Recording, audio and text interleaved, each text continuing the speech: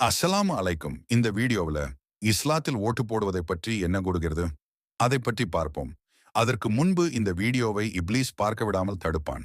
அதனால் அவன் எதிர்த்து அல்லாஹ் அக்பர் என்று கமெண்ட் செய்து, லைக் செய்து, சப்ஸ்கிரைப் செய்யவும்.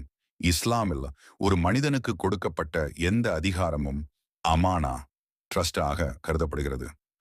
ஓட்டு போடுவதும் ஒரு பொறுப்பு. சரியானவரை தேர்ந்தெடுக்க வேண்டும். அநியாயம், ஊழல் உள்ளவரை தேர்ந்தெடுக்க கூடாது. குர்ஆன் 4:58 டாஷ் நீங்கள் பொறுப்புகளை அதற்குரியவர்களிடம் ஒப்படையுங்கள் என்று கூறுகிறது. 2. நியாயம், ஜஸ்டிஸ். இஸ்லாம் மிகுந்த முக்கியத்துவம் கொடுக்கும் ஒன்று நியாயம். ஓட்டு போடும்போது சாதி, மதம், பணம் போன்ற காரணங்களால் அல்ல, நியாயமான நல்லவரை தேர்வு செய்ய வேண்டும். குர்ஆன் 5:8 டாஷ் நியாயமாக இருங்கள், அது தக்வாவுக்கு அருகானது. 3வது சாட்சி, டெஸ்டிமோனி. ஒரு வகையில் ஓட்டு போடுவது சாட்சி அளிப்பது போல. நல்லவரை ஆதரிப்பது என்பது நல்ல சாட்சி, கெட்டவரை ஆதரிப்பது என்பது தவறான சாட்சி. குர்ஆன் 2:283 டாஷ் சாட்சியை மறைக்காதீர்கள்.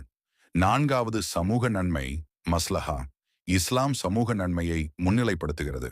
யார் சமூகத்திற்கு நல்லது செய்கிறார்களோ அவரை தேர்வு செய்ய வேண்டும். இது மஸ்லஹா, பப்ளிக் இன்ட்ரெஸ்ட் என்ற கொள்கை. 5. உலமாக்களின் கருத்து. பல இஸ்லாமிய அறிஞர்கள் கூறுவது ஓட்டு போடுவது அனுமதிக்கப்பட்டது, ஹலால். சில சூழ்நிலையில் அது கடமை, ஃபார்ட்/டியூட்டி ஆகவும் ஆகலாம். உதாரணம், நல்லவரை வெற்றி பெறச் செய்ய. சுருக்கமாக, இஸ்லாமின் பார்வையில் ஓட்டு போடுவது என்பது ஒரு பொறுப்பு, அமானா. அது நியாயமாக செய்யப்பட வேண்டும். சமூக நலனுக்காக சரியானவரை தேர்வு செய்ய வேண்டும்.